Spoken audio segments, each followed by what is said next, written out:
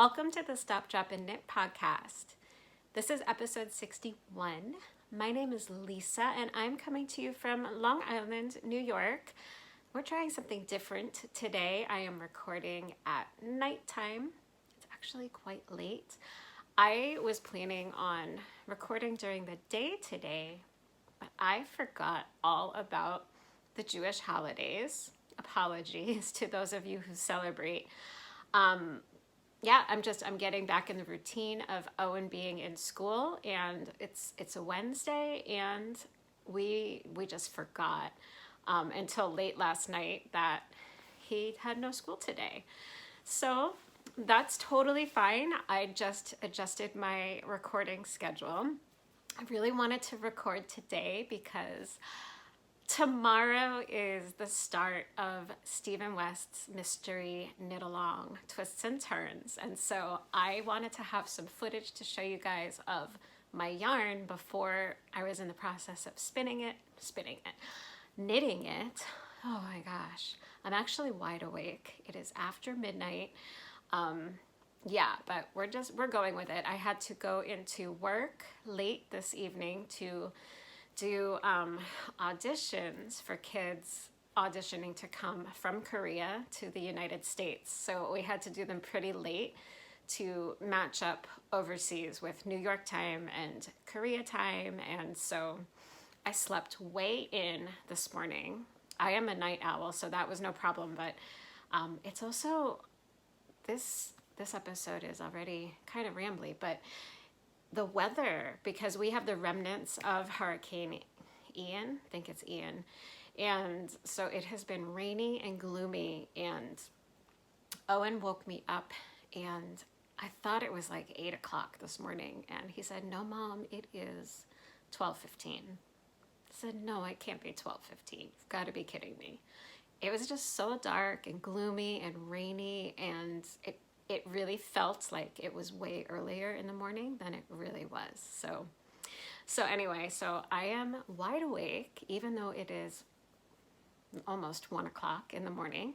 But I have so many exciting things to share with you guys today.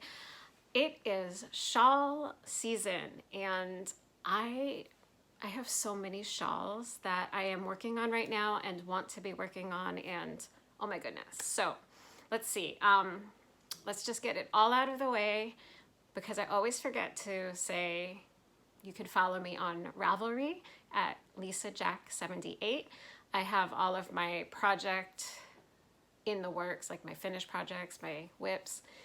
I don't have them all completely updated, but I'm pretty good about at least posting the information, like the links back to the patterns that I'm talking about, so that you can find everything there. I'll also have all of the information listed for you in the description box below this video. And I am also on Instagram. On Instagram, I am Lisa Westervelt Flute Studio.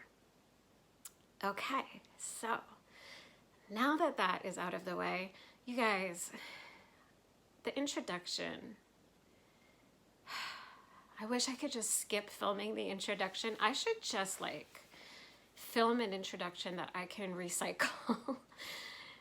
It's the most awkward thing to have to sit here and introduce yourself. It's once I get into talking about the projects, it is easy, but just like the initial moments and minutes of turning the camera on and talking to it. And I think I'm a little bit self-conscious too, because we're in a very, very small apartment, and I mean, it's after midnight. My husband's sleeping, my son is sleeping, and so I don't want to be too loud. So we'll see how this goes. Obviously there is no natural light, but thankfully we've got some good lighting in our very small apartment, and I think it'll be okay. All right, so let's start with what I'm wearing today.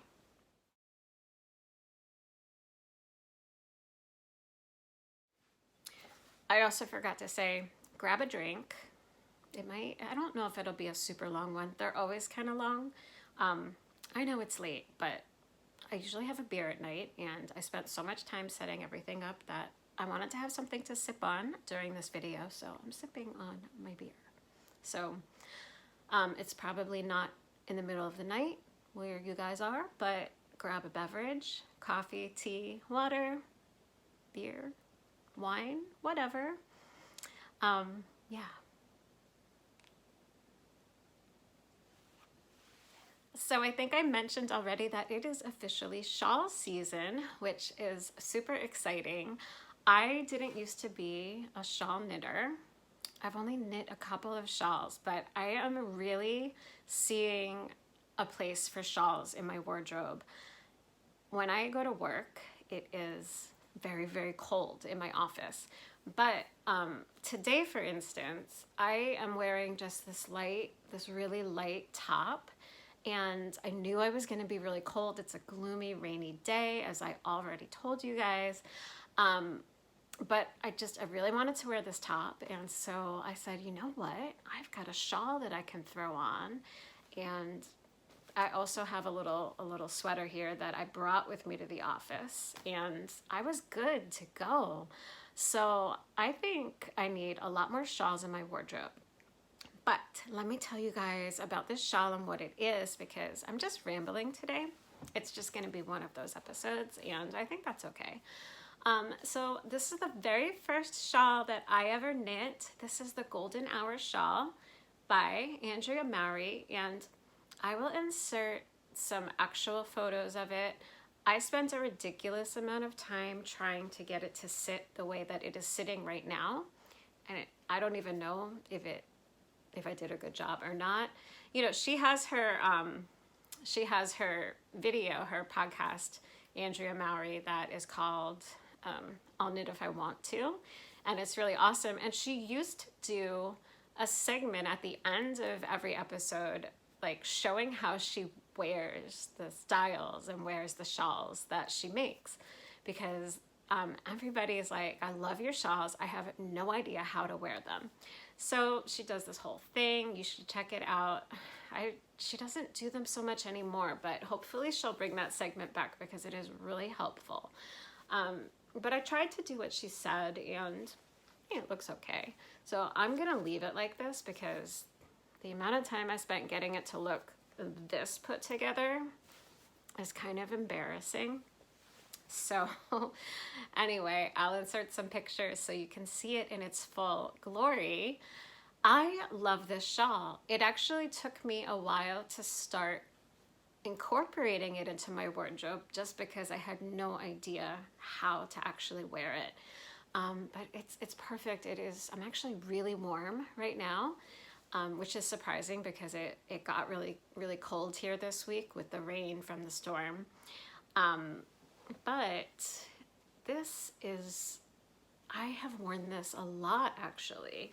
I really enjoy the color scheme. I actually stole this color scheme from Tony at the Knitting Cove, which used to be my local knitting store in Port Jefferson, New York, but she sadly closed up shop a few months ago, about 6 months ago. So, but she had knit this, and I used the same yarns and everything. Purple is my favorite color, and I am really happy with how this turned out. I just used whatever yarn she used in the shop, which was Plymouth worsted. So it's a really accessible and affordable yarn. I don't remember the details, like if it's 100% wool or if it has a little bit of acrylic in it. I think it's 100% wool, but like I would have to look it up, so don't quote me on that. But I love how there are some lacy, actually no, it's not lace. I'm remembering now. Let's see if I can find a section that I can actually see. Nope. So we're gonna go with this. So there's a little bit of, I think this is mosaic knitting, maybe, where you've got just a little bit of color work with some slip stitches. And there is a little bit of lace on the sections that break up each of the different patterns. And I really like the baubles, and then the color work was super, super simple to do. I really like the baubles. So yeah, I think it's really fun. I really like it. The colors go with a lot of things in my wardrobe. I have a brown sweater that I love, that I wear really, really often. And so this goes well with that. And then this top it goes well with, and I just have a lot of purple. So it's just kind of, it's an easy color scheme to go with a lot of different things. It's neutral, and even the purple is really like a low-key purple. So I don't know if there's really low-key purple, but if there's a low-key purple, this is low-key purple. If you guys have not already knit the Golden Hour shawl, I definitely recommend it. It's a really great introduction to color work because it just uses 2 colors and bobbles and a little bit of lace, some really simple lace. Oh, and then there's this really, really cute picot edge. I really like a picot edge. Yeah, it's just a really sweet finishing touch. So that is my Golden Hour shawl by Andrea Mowry.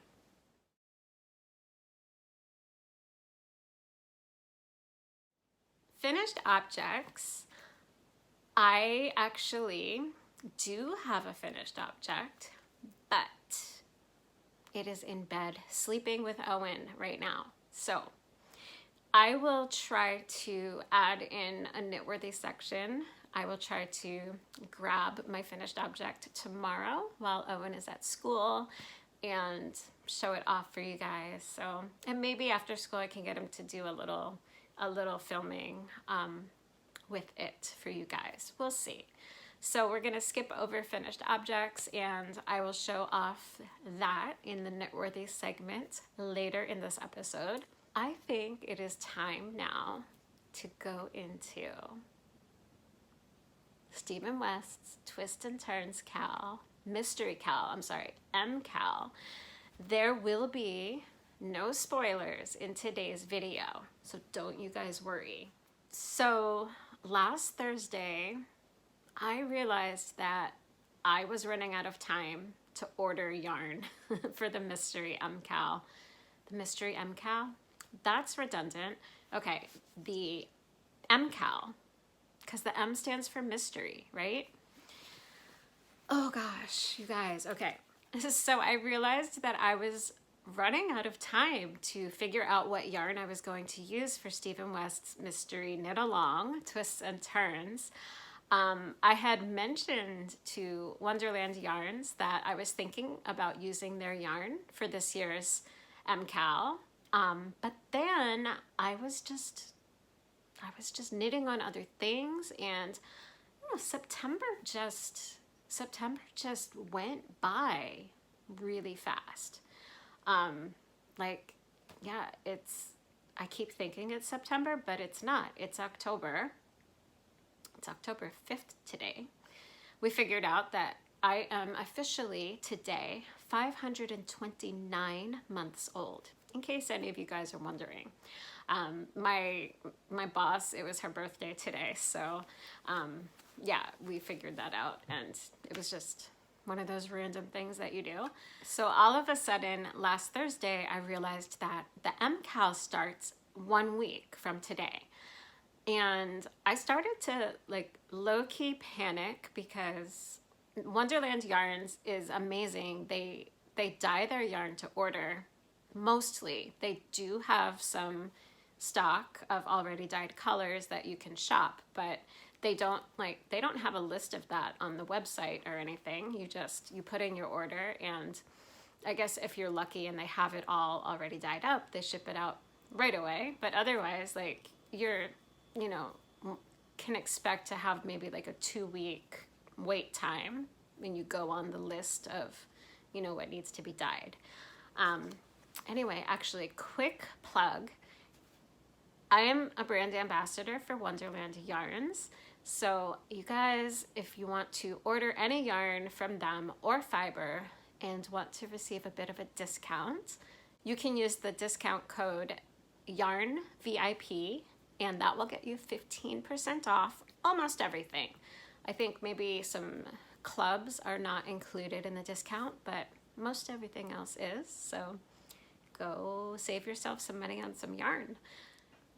So I didn't have high hopes that they would be able to fulfill my request for yarn.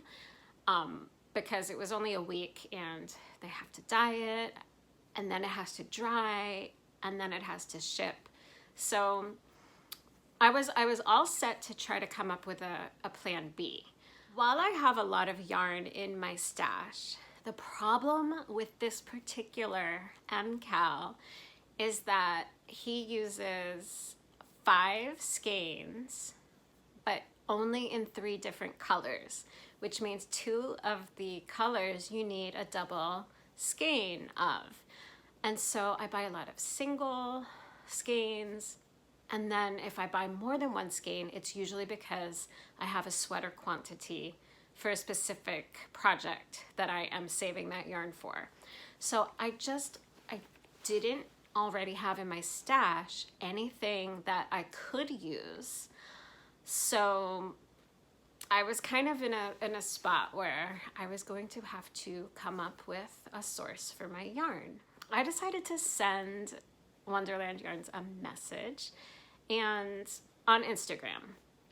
And, you know, I prefaced it saying, it's totally fine if you cannot fulfill this request, because at this point I have waited until pretty much the last minute to select my colors. Because it was the beginning of September that I mentioned to them that I was considering using their yarn for the MKAL. And then like 3 weeks goes by and I still haven't picked my colors because I'm just busy knitting on other things that they sent me. And so I said, you know, because I know that you dye to order almost everything, and then there's the drying time and shipping time. So, but I said, before I move on to plan B, I just wanted to double check and see, you know, see if it was possible. So Grace got back to me, and she's fantastic. She is their social media person, and she is the person that is in charge of organizing all of the brand ambassadorship stuff. And so she said, you know, it might be possible, depending on what colors you want and what bases you want, because we do have some, like a whole shelf full of already dyed up yarn. So I said, well, it is a fingering weight shawl. And she asked me if I wanted the Cheshire Cat base or the Mary Ann base. And I said, it doesn't even matter. So I said, it can be whatever, it's just fingering weight. So that widened up the options. And so I started looking at colors, and I told her what I needed. I said, you know, I need, there's 5 skeins, and then 2 of the colors needed to be 2 skeins each. And then the last skein was a pop. So I said the double skeins need to be high contrast, and then the single skein is a pop of color. So I was looking around on their website at the colors, and I asked and looked out if they had one of their very new fall colors in stock. And this color is Toadstool. And she was able to pull it from a kit for me because it was on their dye list, so they were going to be dyeing it the next day anyway. So I am using their Mary Ann base, and it's their sock yarn, so it's 475 yards of 85% fine superwash merino wool and 15% nylon. And so the color is Toadstool, and this is what it looks like. It's so pretty. Can you guys see the pops of all the colors? Actually, you know what I'm gonna do? Because this is a speckly one, I am going to open this up so that we can actually see. I know you guys really like when I show you what the yarn looks like before it's all like wound up and stuff. So I would say it is like a off-white, very light tan base. So maybe a very light brown, but more on the cream side. And then there's a lot of fuchsia, speckles, and then I want to see if I can find a spot that shows the other colors. So, okay. So like over here, it's kind of really hard to see them and have it focus in on it. I don't know if you can see, there's some dark green. There's like a really dark brown speck there in the middle. And then, oh, here's a better spot to show you over here. So there's also some spots of like a light blue. So yeah, that probably is a pretty good representation. Okay, so I had, oh, and now we're, yikes. There we go. All right, I need to get this under control. There we go. We are under control again. Okay, so we just wind this back up.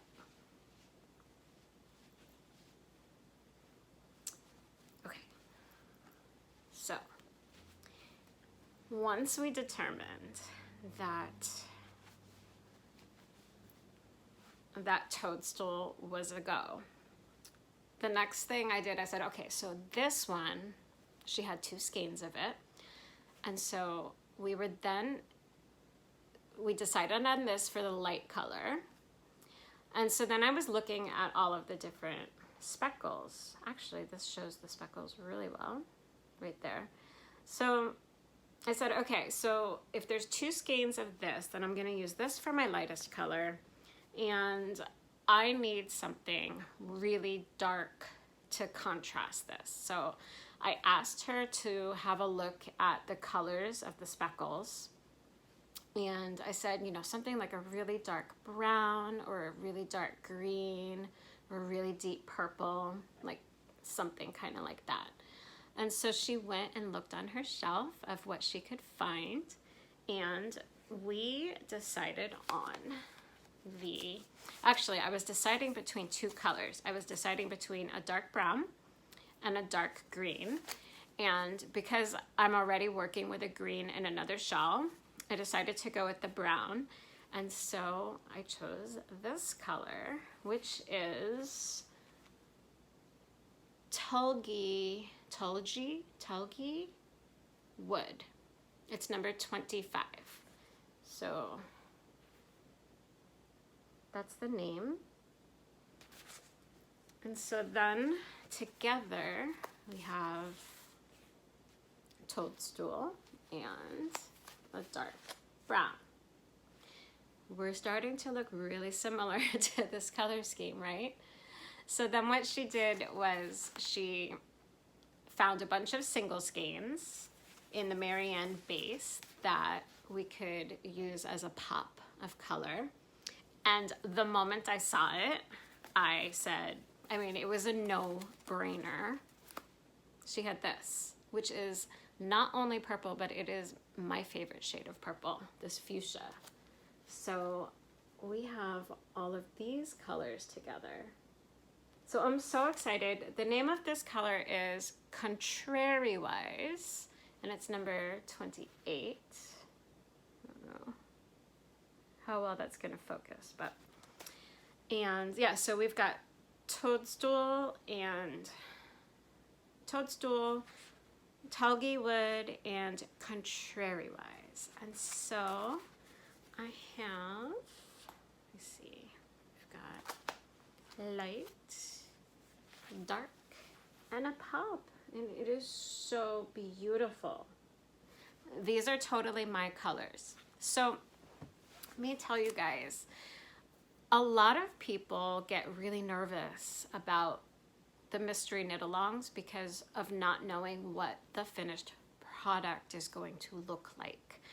So last year, Stephen West's Shawlography make-along was actually the very first one that I ever did.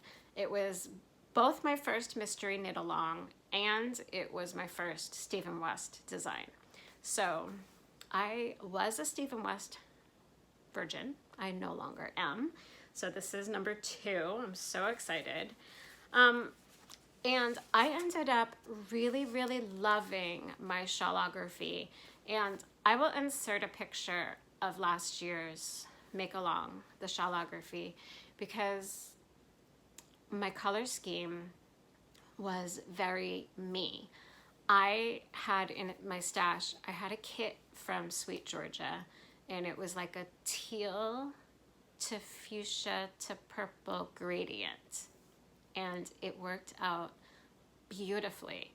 I didn't know when I bought that kit what I wanted to use the yarn for, and then when I needed 5 skeins for shawlography, and that one they were all different colors, I said, you know what, I have no idea what this shawl is going to look like, but I love these colors so much that I'm confident that I'm going to love the shawl no matter what the design looks like. And I do. And so that was also kind of my thinking in choosing my colors for this year's MKAL was, you know, it's twists and turns. I do know that there's cables in it because he kind of gave that away when he said you need a cable needle. And I like knitting cables, so that's gonna be fine. And these colors are just so beautiful that no matter what the design looks like, I love these colors. I'm going to love wearing these colors. And so I'm confident that no matter what it looks like, I'm going to be a happy knitter. So I cannot wait until tomorrow to cast on. So no spoilers today. I'll be a week behind. So this will come out on Sunday, this podcast. So by the time you guys see the episode every week, we'll already be 3 days into when the clue was released. So I'll also include a spoiler and everything so that you guys know to skip ahead if you're not caught up and don't want to see anything, or if you're just not interested and just want to skip, I will let you guys know.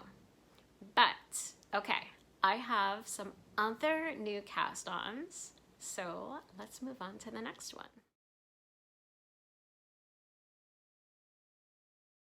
So I mentioned that last week's episode, I showed you guys 2 finished sweaters.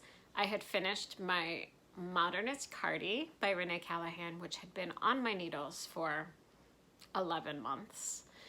And so that was a really big finish for me because that project took such a long time. And I also finished my Lace and Fade Boxy, which is by Joji Locatelli. I love that sweater so much, but it's actually already, like, the weather just jumped from being too warm and perfect to wear that sweater for. And by the time I finished it, we just got into the cool weather, and it's just a little bit too cool out for that sweater. Probably if I had like a fun shawl. Oh, I should knit another shawl so that I can wear that sweater and then have a shawl to go over it. I need to knit a shawl that's going to go with that one. Okay, anyway, I'm not really wearing that one yet. I think I'm pretty much going to save it for spring because it's a little too cool. So I obviously needed to cast on a new sweater because I just finished 2. So every time you finish 2 sweaters, it's time to cast on like 5 more, right? So I do have so many sweaters that I want to knit. Oh my gosh, that's going to be another episode. I mean, it should be another episode. Not today because I've got a lot that I need to show you guys still. So one of the sweaters that I really wanted to knit like right now, not returning to any of my current whips, but just a brand new cast on, was Caitlin Hunter's Easy V sweater. I just thought that pattern looked so comfy, cozy.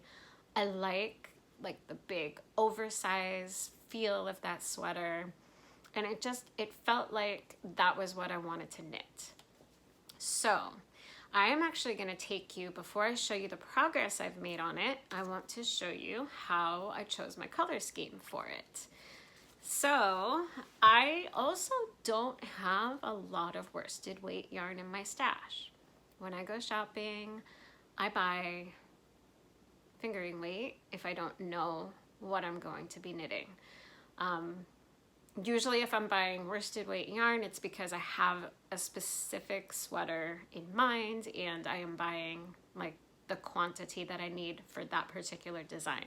I don't tend to just randomly buy worsted weight yarn because it's not what I use most of the time.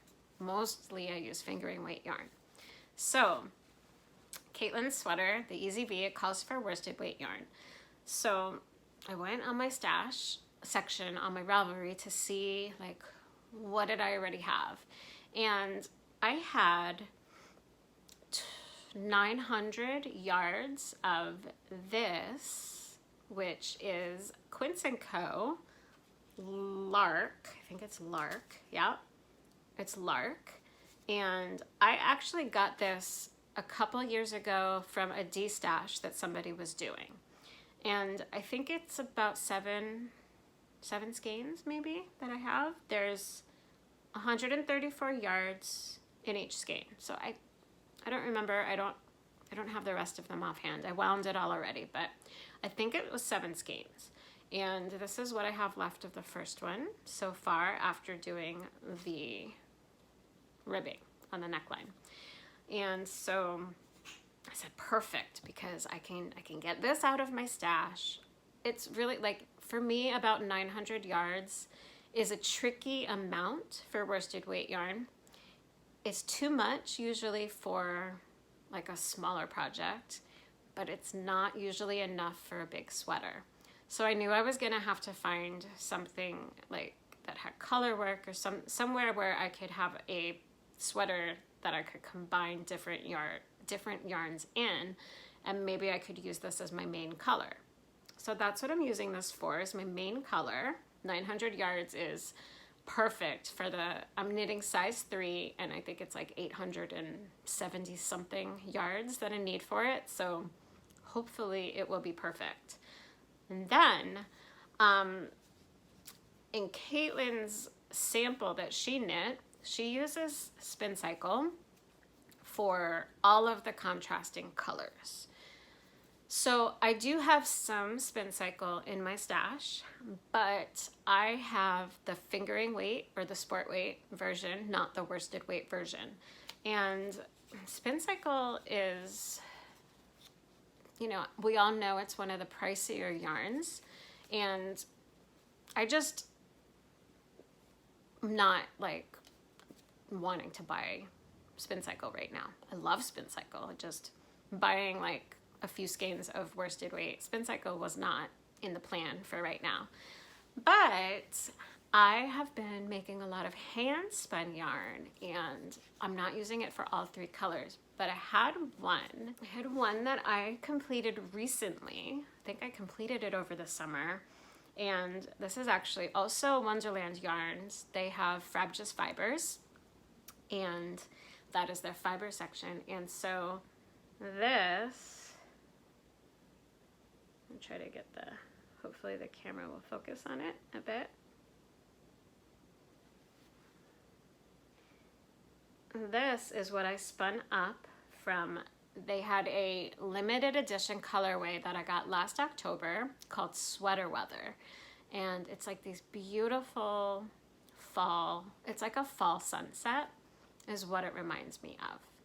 And so I thought that maybe this would be really nice because this is like an olive green, and olive green to me speaks fall, and these sunset colors were definitely that fall vibe that I was going for this sweater. So what I'm doing, I'm not a very consistent spinner, but my spinning is actually on the thinner fingering weight side of things. And I think I had like 4 little like balls, cakes of this hand spun. So I felt like I probably had enough if I held it double. So that's what I decided to do. I decided to hold this double for my spin cycle substitute. Then I am currently testing out a worsted weight base for my naturally dyed yarns. And I had two colors that I had just dyed up. The first one is this one, and it is dyed with goldenrod leaves. So I had last summer I had collected a lot of goldenrod, and I used the flowers to dye with, and then I saved the leaves for like a different dyeing project. The flowers give like a very bright yellow, and so I didn't want to include the leaves in that dye bath because I didn't want to like sadden that yellow at all. But I went ahead and I used them. And so I got this beautiful yellow. There's a lot of sections of the hand spun that it's kind of hard to see when it's all wound up here, but you can definitely see that there's a lot of yellow in there. There are several sections where the yellow is spun up with the orange color, and other sections where it's the yellow and the gray spun together. And like, see if I can pick apart like one little section here. There's like a bit right there that, oh, there's a shadow. Okay. There's a bit right there of some of the more yellow strands in there. So I thought that this would be a really good way to pick up the yellow that was in my hand spun. And then I also dyed with avocado, and avocado is a tricky dye material. Sometimes you get the most beautiful pinks, and if you use iron, you can like sadden it to a purple-ish color. And other times, all you get is like kind of a peachy, brownish, peachy kind of color. But this time, this particular dye bath, I don't know, I had a mix of different avocados. I have no idea what they were, but it produced the most beautiful mauve. So beautiful. I'm just gonna show it to you. So it's so pretty. It is so beautiful, and I had to snag the light in here. I wish I could show this in the natural light right now, but it is so pretty. And it is so deep, and if I hold it back, you can probably see it a little bit better. And so obviously I was like, oh, maybe I can use this because there's a lot of purple in here. So I'm gonna try to push some of this away so that we can see more of the purple in there. And see, now this is looking really light when I hold it too close. But maybe if I hold it back like this, you can see a little bit better. And there's I separate out some of it too. A couple of those purple sections here.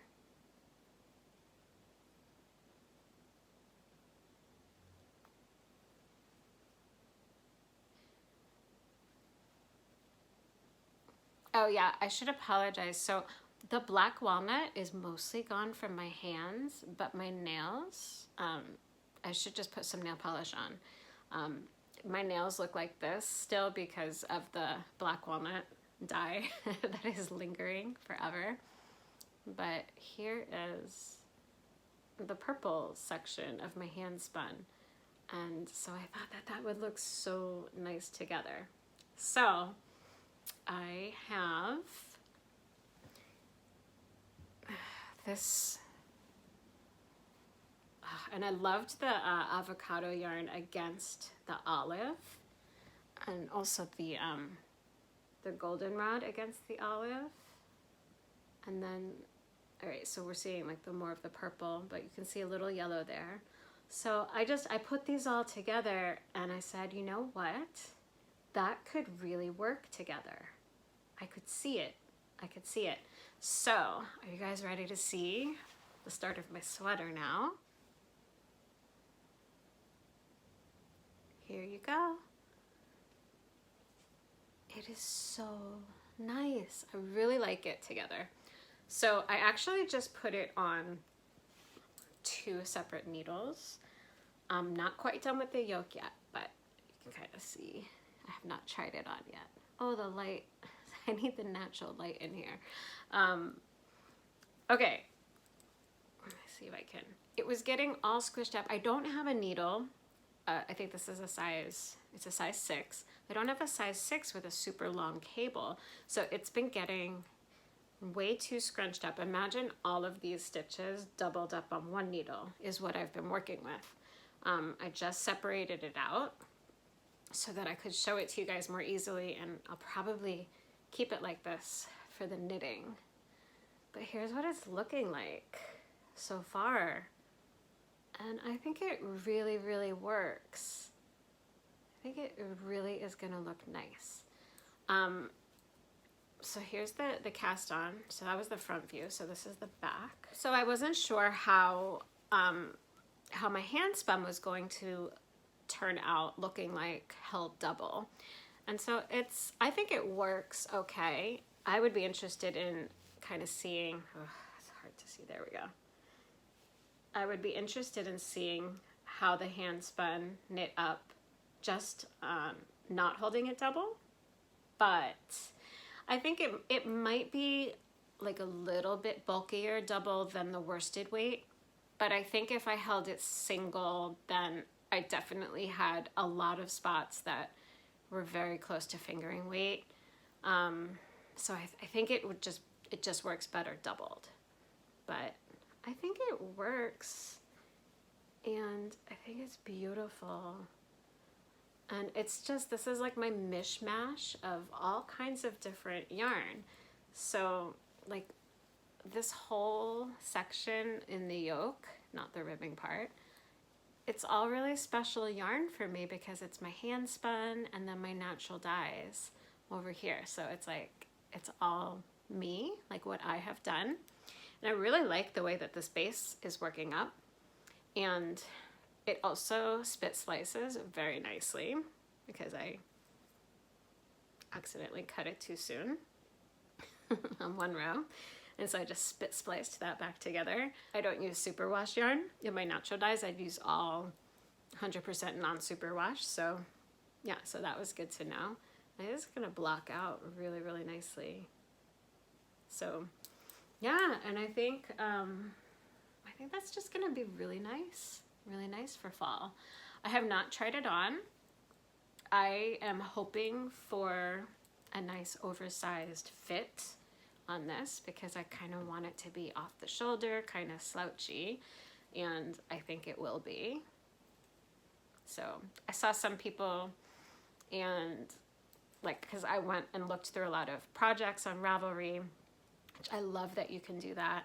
And so I saw all kinds of different fits on it, and I definitely prefer the ones that are more slouchy and oversized than the ones that are more fitted and where the neckline is just like sits like a regular V-neck neckline. I really liked it slouchy. So I'm hoping, I didn't swatch. I don't have time for that. Just didn't feel like it. I just wanted to get knitting a new sweater.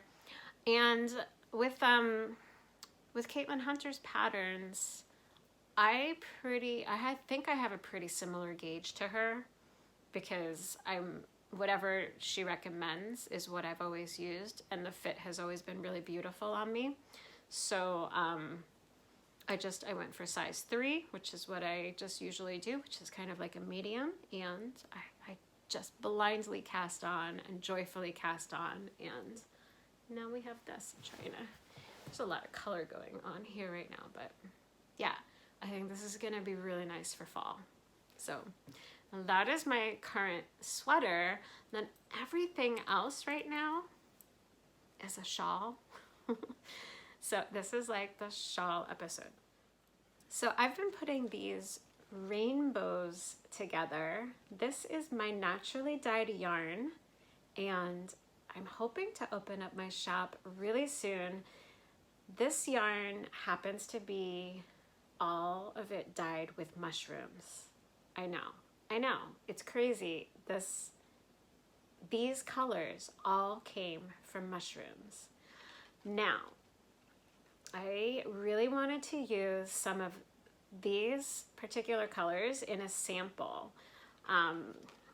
Most of the colors I have are much paler than this, but what I did was these were full skeins, and I have divvied them up into 20-gram minis because I wanted to be able to share them with other people and not hug all of it for myself. So, oh my gosh, it's so pretty. So the other day I was looking for like a pattern that I could use my minis in, and I found another Stephen West pattern. So as if one Stephen West shawl this month is not enough, I had to get started right away on a second one. So something about the naturally dyed yarn, especially with the mushrooms, is that the colors, while they're beautiful on their own, they really shine best when you use them together. They bring out the best of their own individual colors when you have them next to each other. Some of them are like a little difficult to tell what colors they are. Like for instance, this one is a greenish, but it can also look really, really gray depending. And it gets even more that way like when you use the exhaust baths and you're getting the paler versions of the colors. It can be really hard to tell like what the color actually is. Like for instance, this one. And I'll tell you what all of these are in a minute. But this one just kind of looks whitish, grayish. I don't even know.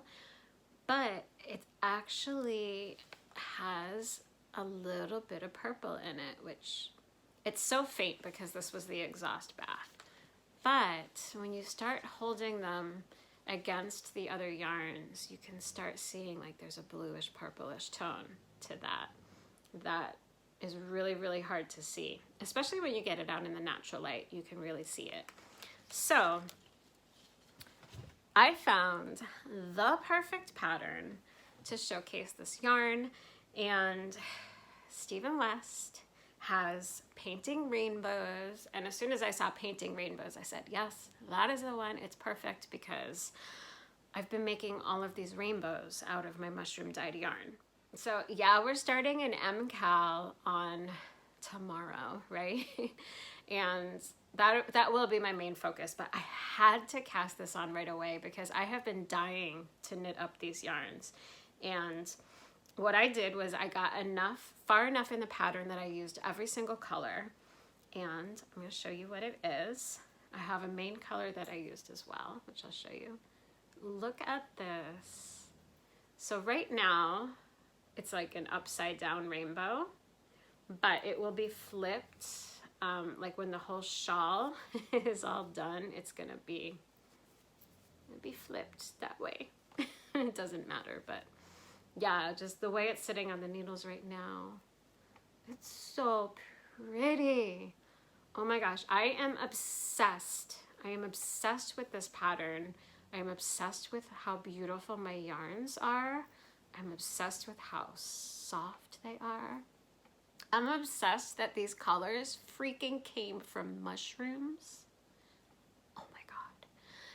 All right, so it's so pretty. So you can see this one right here, this last stripe is what I was just showing you. It's what I was just showing you in this one. And it's like you can really actually, against all the other colors, you can actually see that it's like the faintest bluish purple. Now, I'm obsessed. I love this so freaking much. I am so excited. So I'll insert a picture of the finished shawl. This thing is huge.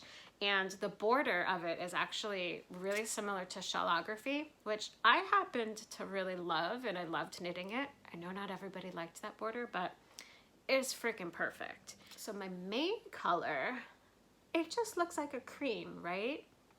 No, this was also dyed with mushrooms, but this one it's super special.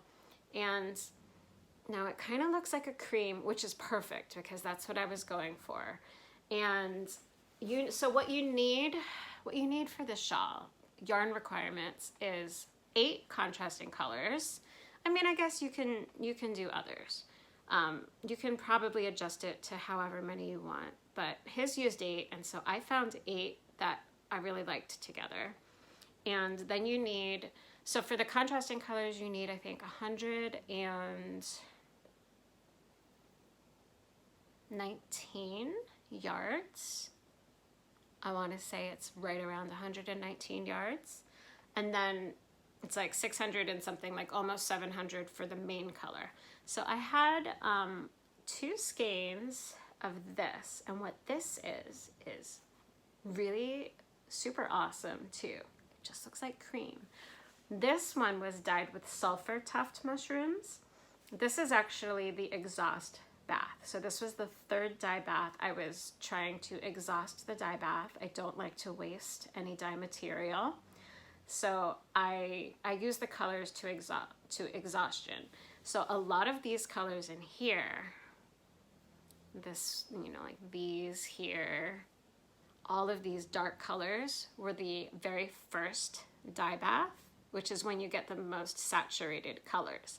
And then when you reuse the dye bath to exhaustion, every single time you get a paler version of the color. And so this one here was the 3rd time through. So it's actually like a really kind of pale yellowish, which yellows are so hard to show, but you can see, I think, even against like this light tan-ish oatmeal. This is like an oatmeal color. I'm trying to there's a glare on it. Colors are so hard to show. Anyway, it almost looks cream. It's got the slightest hint of yellow. Sulfur tuft mushrooms. What is really cool about them, I'll insert a picture. At nighttime, they glow. So what people have found is that with certain mushrooms, it's not just sulfur tufts. I don't know all the mushrooms that do this, but they are black light reactive. I have not tested it because I don't have a black light, but I have seen people's pictures, and this is one of the most famous mushrooms for that. Now this is the exhaust bath, so I don't know how well it will work like with this particular skein, but I need to get a black light so that I can see if it reacts. I'm sure that the initial dye bath that I used, I'm sure that it will, but the exhaust bath, I don't know, but it's so fancy, and so that's exciting. That part of this, the main color is in between every stripe. That part might be UV reactive, like black light reactive. So I want to share with you what each color was dyed with. These mushroom dyed yarns, these are my most precious. These are my most precious yarns. So what's really special about these and what makes these so unique is you cannot reproduce these. These are 1000% one of a kind yarns. The ability to make these colors completely depends on your ability to find the certain mushrooms in the forest that make these colors. And it's not every mushroom that makes a beautiful color. A lot of them are not good dyers, what they're referred to as dye duds. And certain mushrooms, though, you can get these beautiful, beautiful colors. So I'll start with these first 3. My tags are all tangled. All right, we're gonna start with the most saturated ones. So these 3 skeins were all, so these are mini skeins because, you know, I had a 100-gram skein. This is a 20-gram version. I was so tempted to keep the 100-gram skeins for myself, but These are so special that you guys deserve to be able to purchase these and have them in your wardrobe, and it's so fun. So all 3 of these shades were made from a mushroom called Cortinarius semisanguineus, and that's a innocent looking brown mushroom. The stem is kind of yellowish, and then underneath the cap is the gills of the mushroom are red. So there's like 3 different types of mushrooms. On the caps, there's the kind that have gills, and the kind that have pores, and the kind that have teeth. So these have gills, and they have bright red gills. And when you put the whole mushroom in the dye bath, I also had to get a really saturated color like this on a 100-gram skein of wool. It requires a lot of mushrooms. So that's the other thing. Almost every other natural dye material you can purchase as an extract or a powder version. Mushrooms you cannot. There's no way to do that. So to dye with mushrooms, you have to completely go out into the woods yourself, forage the mushrooms, and you need quite a lot to get these really dark saturated colors. So I looked into finding a good amount last fall of Cortinarius semisanguineus mushrooms, and when you put the whole entire mushroom together, and you have a lot of them, you can get a really bright orange because the red caps and the yellow stems combine into an orange color. And I don't know how well the variations will show up. You really need to see these out in the natural sunlight. Again, this is just like artificial light in my apartment, but you can see that it's not a completely solid color. There's a lot of, it's variegated. It's gorgeous. So that's the orange. Same mushroom, using the caps only, that red part, got me this beautiful red. It's really like a really, really deep pink. Gorgeous. This is the same mushroom that I used in my Lace and Fade boxy. So I'll insert a picture of that in case you haven't seen it already. Same exact mushroom. And then this was an exhaust bath. So like on its own, it just kind of looks white. But when you put it with the others, you can see it's got, like, if you put it next to the pink, it will look more of a pale pink. If you put it next to the orange, it looks a little bit more peach. These things are so cool together. So that's what these 3 are. And you can see next to the main color, the Sulfur Tufts. So you can see that looks like a really beautiful pale pink. It's that first stripe right in the center, and then the reddish pink and the orange. And the yellow is really interesting. So a lot of mushrooms give you yellow. And when I think it was in July this summer, I walked Owen up the street to his new school.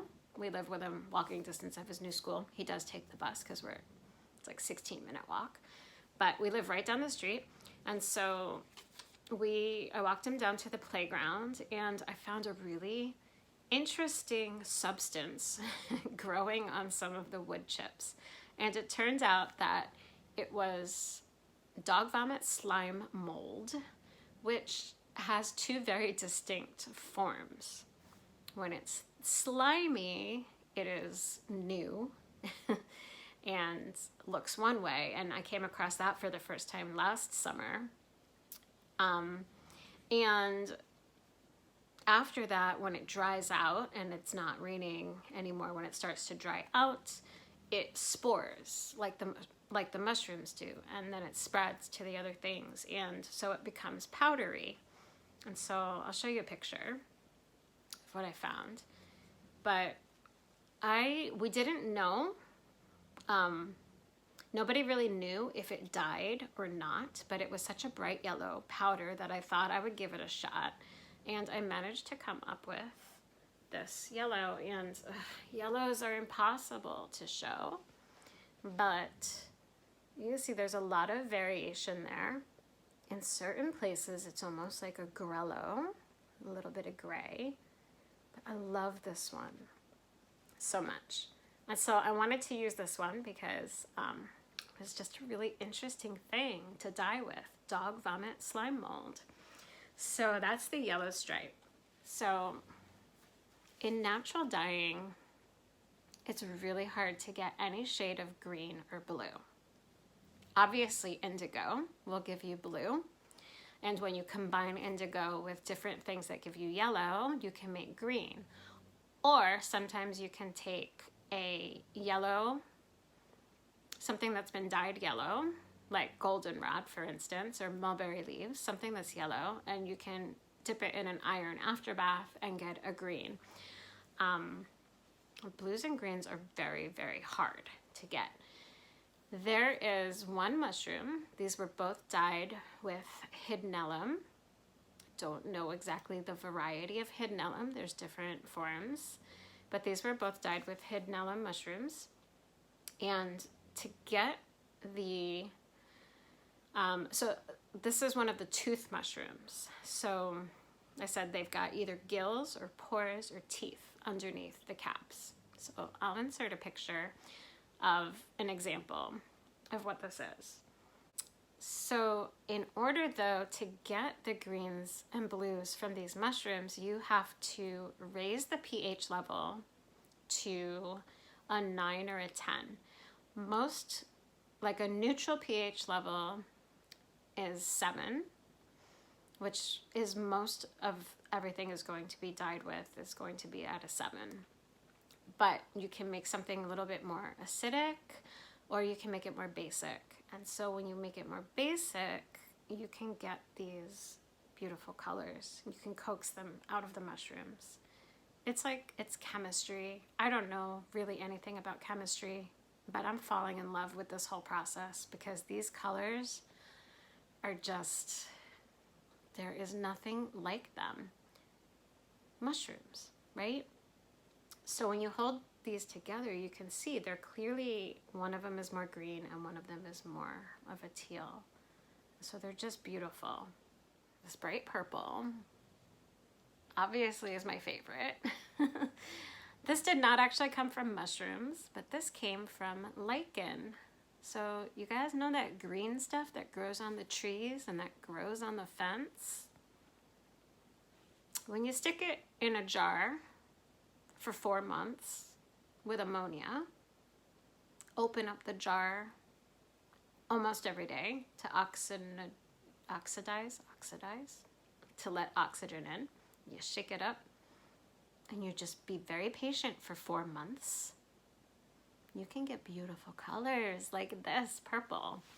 Also a really hard color to get in nature is a purple. So again, like the process of getting this color takes patience. It takes 4 months to get this color. You cannot buy this color in a powder or a dye extract. You have to be very patient, and it's just, it's so special. So, yeah. Oh, there's one more, that other one.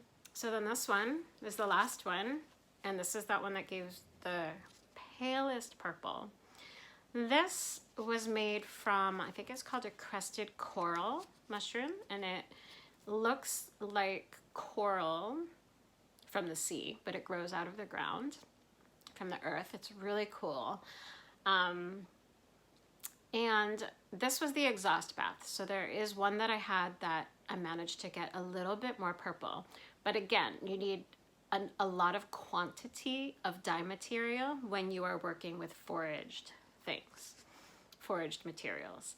So I put in everything that I had, and I managed to dye 2 skeins, and this was the exhaust bath. And It only gives this color also with an iron modifier. So like if I did the dye bath and didn't modify it with iron, then you wouldn't get purple. And I know that this is really hard to see that there's purple and blue in here, but trust me on it. It's very subtle, but again, when you see it here, you can see there's like the slightest hint of that purple. And it amazes me that sometimes you can really only see these colors when they're combined together with everything else. So I'm super excited about this shawl. I am really excited to have this as a sample for featuring my mushroom dyed yarns. Rainbows. I've pretty much decided that because the mushroom dyed yarns are so special, that I'm going to be making mini skeins and putting them together in sets, because I just think that that's the best way to do it. The process to get the colors is just so, there's so much that goes into it. There's so much knowledge you have to have.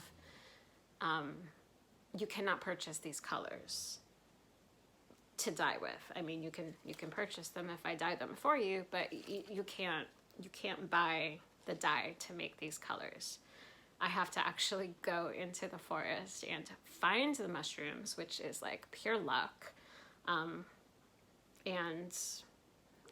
work some magic. I'm so excited.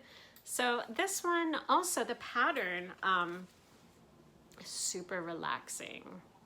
This is potato chippy. This is every stripe is 4 rows. And obviously it's going to get really big, so eventually those rows are going to take quite a long time to do. But it's really simple, like mindless knitting. And this is going to be totally different than the Twists and MKAL shawl. So, Twists and MKAL. Twists and Turns MKAL shawl that is Stephen West's other design that I'm about to start tomorrow. So this will take a while, but yeah. I'm really excited about this one. So that is everything that is newly on my needles, or newly about to be on my needles. And now I have a couple of whips to update you guys on. So let's go into whips.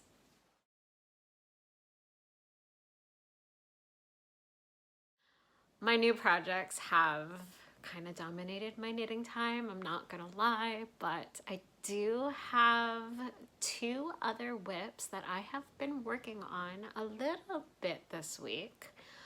Which one do I want to show you first? I think I should show you one that I haven't shown you in a while. So, all right, let's get this one out. Okay, so at the end of the year, like end of 2021, I did a video of all of my lingering whips, unfinished like projects that had just not gotten done. And so many people have knit this pattern, and I don't know why I haven't finished it or haven't reached for it or anything. And that is the shift, the shifty, the shift. I think it's the shift. Oh my gosh, I'll insert the name here, but it's Andrea Mowry's cowl. So there's 2 different versions. There is this version, which is the first one, and it's the cowl version. But then there's also the larger one made with the worsted weight yarn that is the shawl, right? So this is the cowl. I really love it. I just haven't been knitting on it. And I don't know why. So last time, I think when I initially showed it in that video, I had done maybe like that much, just a little bit of it. And so I have put on a few more inches.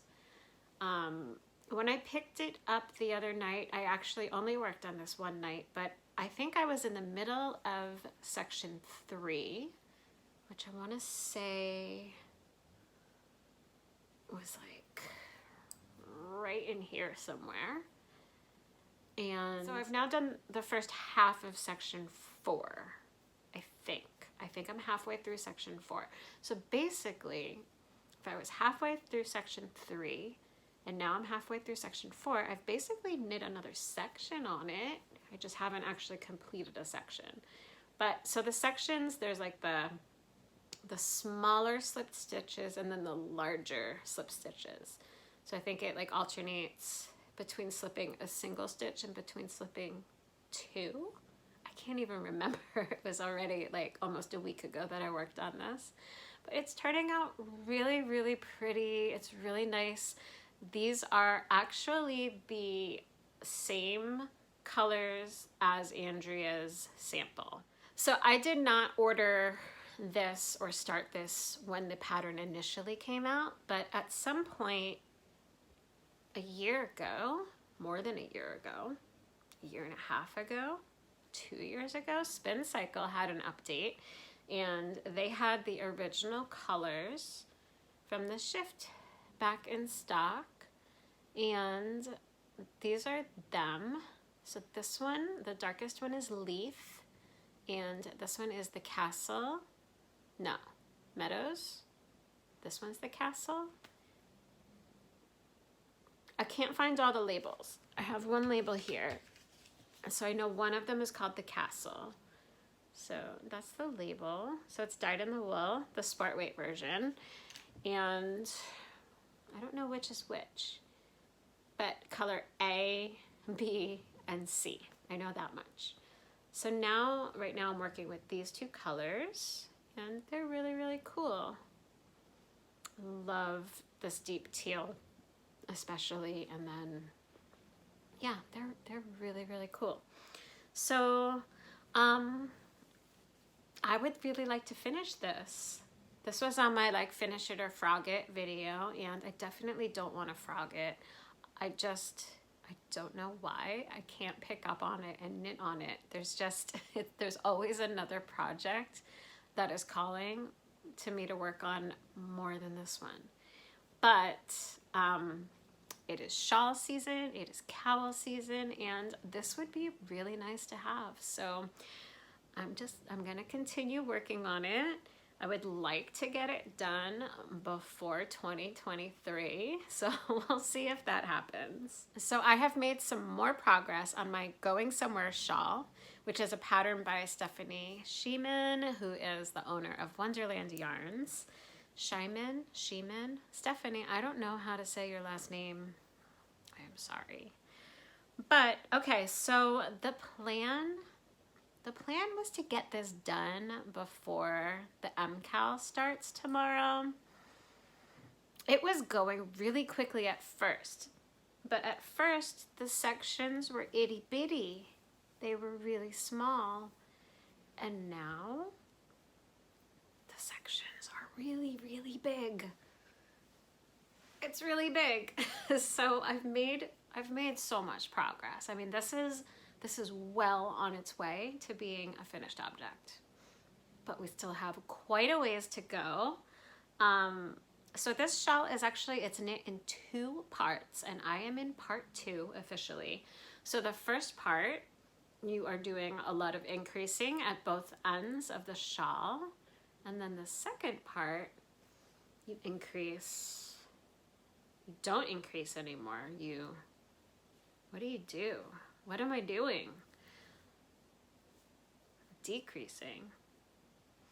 I don't know what I'm doing. I'm increasing. I'm increasing on one end of the shawl, and then on the other end, I'm decreasing so that I don't know what I'm doing. The increases stop increasing on this end, and then it stays like one length. But we increase on this end still, I think. Why do I have no idea what's going on with this shawl? It's really easy. It's really pretty. So it starts out as a big V. So let's just insert a picture so you can see what happens, because I am clearly unable to adequately explain what is happening in the knitting process at this point in the shawl. The yarn is so pretty. It morphs from like a really light celery kind of green, and then it morphs. You can see here we're starting to get a little brown, and now we're getting more brown, and the brown almost looks purple. Almost. It's not at all, but it almost looks purple. And now we're getting more of it, so it's gonna get even darker. So let me show you the yarn I'm using.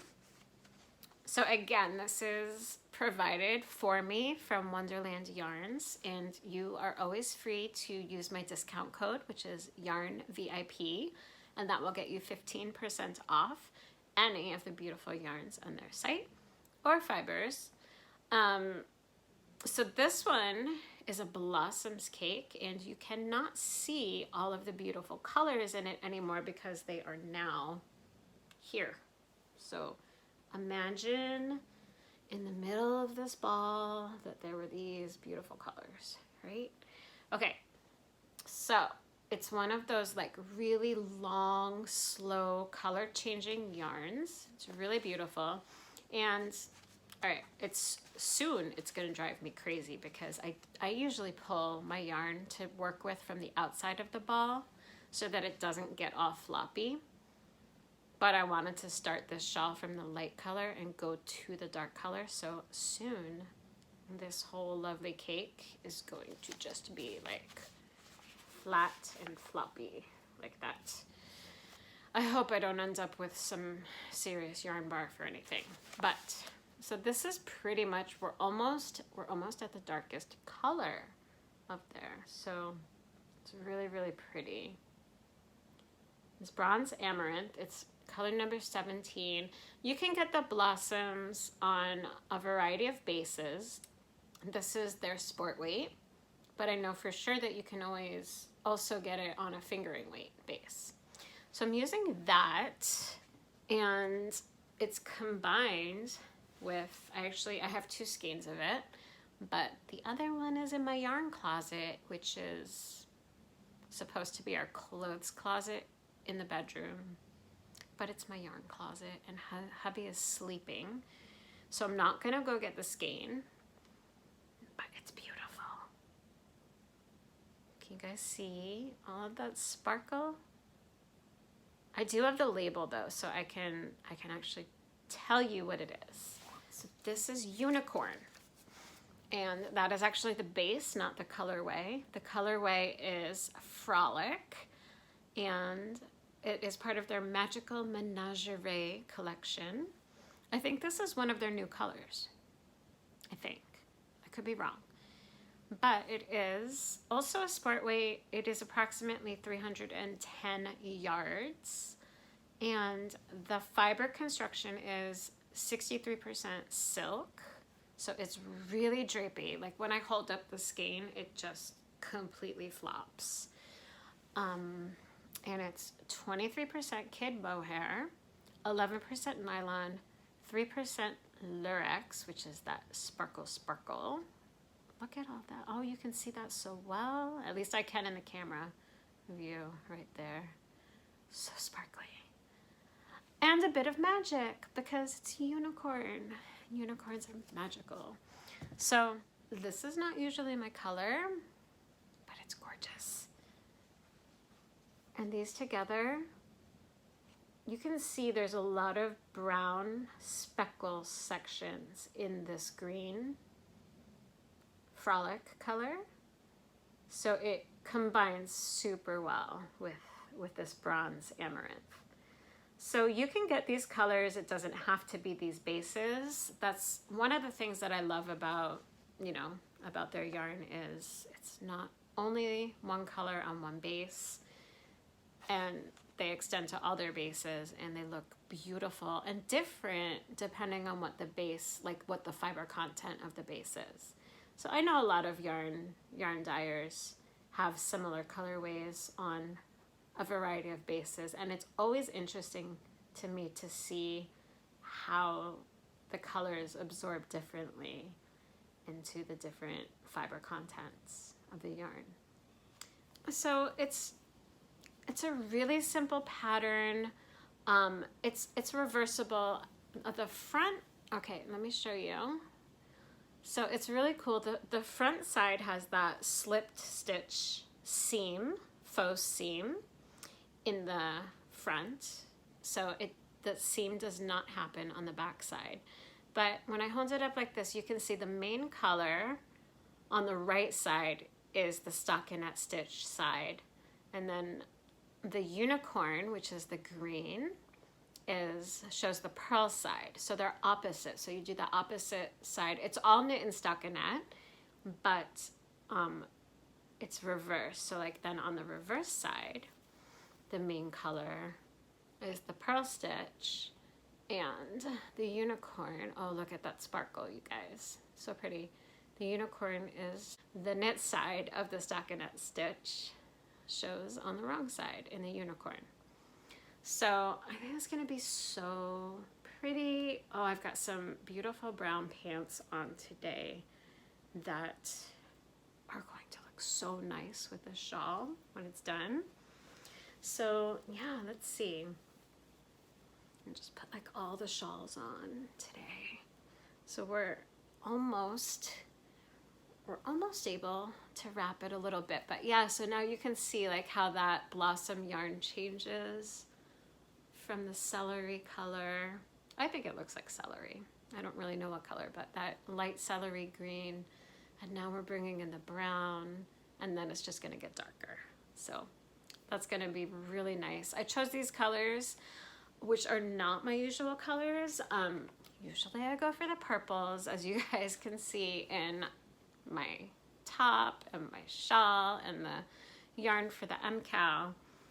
But I was looking forward to fall and the greens and the browns and just foresty is what I was thinking for this, and fall. And yeah, I think this is gonna be a super beautiful shawl for the fall. So let's hope I can get it done this fall, right? Because I don't get winter. I don't get winter from this at all. I definitely get fall. So I need to finish this.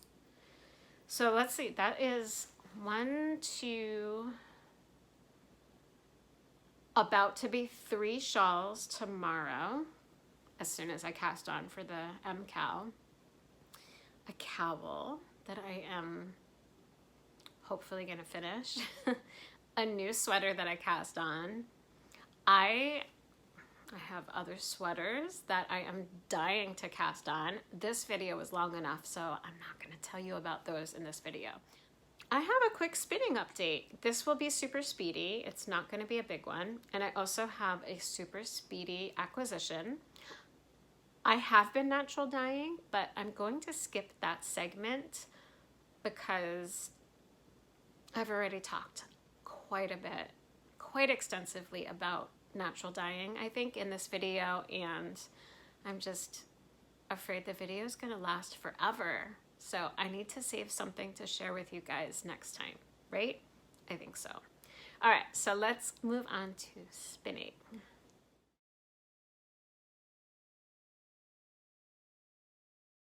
So this is really going to be a super quick update on my spinning because I haven't done that much spinning. Probably because it's been really, really super rainy this week. So I prefer to do my drop spinning outdoors for some reason. I don't know. I have this beautiful, oh my gosh, every time I hold this up to the camera, I am just amazed by the beauty. Oh my gosh. This is like purple perfection. Purple perfection is what this should be named. It's gorgeous. So Arlene from Wild Wool Farm was kind enough to send me this fiber to try out and show here on my channel. And she also sent me some beautiful blue teal, my other favorite color. I really, really love jewel tones. So I have this purple, and this is already spun up, all of my teal, but It's absolutely beautiful. It's stunning fiber. It's a Corriedale merino mix that was triple carded to look like this glorious sheet of, oh my god, this is so gorgeous. I love it. It needs to go this direction to go with the purple section of my books. So I finally started spinning the purple the other day. I think it was Thursday. Owen has theater on Thursdays, and so I go and sit at the Historical Society where there are sheep. If you guys watched my vlog a couple of weeks ago, I put out a vlog and I showed some sheep from the Historical Society. This is where I sit and do my spinning when Owen is in theater and the weather is favorable. And so I started spinning it, and this is just one little session of spinning. It's so pretty. I cannot stop looking at it. Oh my gosh. I'm trying to get it to focus on the fiber and not my face. I do not have a fancy camera. We are just working with my phone. I am in love, especially with the purple. The blue is gorgeous too. I mean, these colors together are just so beautiful. I'm very excited. I don't know what I'm going to do with these. So the blue I have spun already into singles, and that was how much I got. So I had a very full drop spindle the first time, and then this was just the remainder of it. So probably I'm gonna end up plying the blue with itself and then the purple with itself, and then probably using these two together in color work, because I think that's just gonna be gorgeous. But yeah, I have no immediate plans. I am just having a blast spinning it, and oh, so many beautiful shades of both of these gorgeous colors. So, and the fiber itself is an absolute dream to spin. Corriedale, this is my first time spinning Corriedale. It is mixed with merino, so it's really smooth and soft, but a little bit rustic. It's so nice. It's my first time spinning from a bat. I think it's called a bat, right? Where you just have like a flat sheet of fiber. Usually what I have spun from has been in a braid. So that's a little bit different, but not too much. It's so pretty.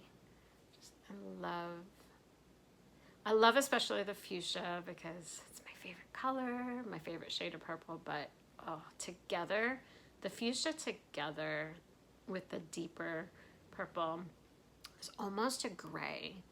Let me see if I can show you, like just, here we go. Just this part here. It's hard to show you without the fuchsia in there, but it's almost gray, but it is still purple. Like a really deep eggplant, maybe? But deeper than that, like grayer than eggplant, I think. And then just bright. Wow. And it's so beautiful. Okay, that is my spinning update. Yeah, go check out Wild Wool Farm. They are based out in Washington State, and she's got a website, and she's a small business. She's a small farm, and yeah, I'm hoping to set up an interview with her at some point. Obviously, she's in Washington State, so it will be virtual, but hopefully at some point we can chat together so that I can learn more about her farm and her fiber business and share that with you guys. So let's move on to acquisitions. I have just one, so this will be quick.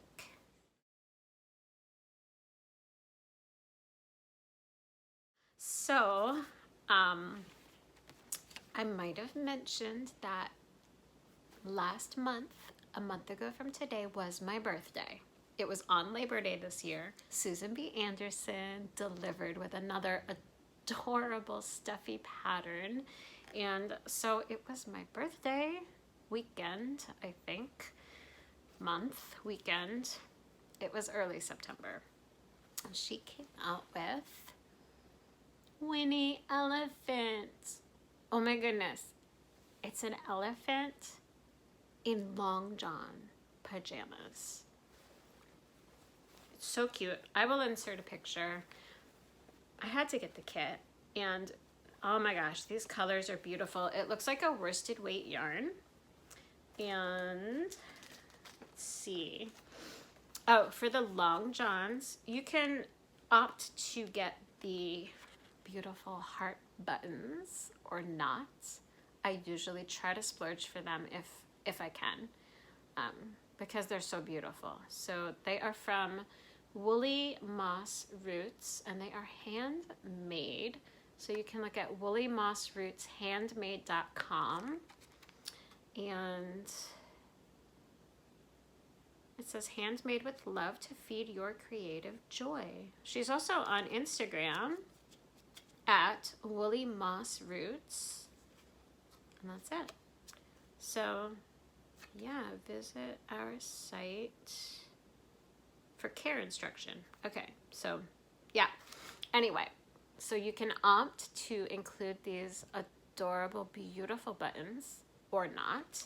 So that's an optional add-on, which I did. And you also get like the eyes and the thread for the little facial details. But these are the colors. Oh, it's so gorgeous. Her yarn is amazing.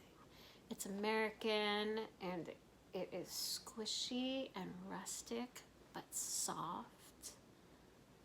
And it's so beautiful. Look at these colors. Look at these colors. So it's so sweet. Obviously the gray is for the elephant, and the other two colors are for the pajamas. Oh my gosh. It's gonna be so cute. So I have yet to knit one of her kits. Right now I'm just collecting them. But I have a couple Halloween ones that I want to knit this month. You know, in the midst of all my shawls and sweaters and things. But I can't help it. Her things are so cute. Yeah, so I do have plans to actually start knitting these adorable animals because I'm running out of space to store the kits. So I kind of feel like one kit in, I need to knit up one so that I'm keeping up. But this elephant is so cute, and it was my birthday, and I just wanted to. So that is everything. You guys, this was a long one. I have been recording for like 2.5 hours, I think. I really hope this video is not more than 90 minutes, because that's just a lot.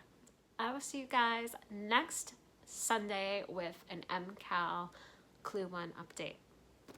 Bye-bye, guys.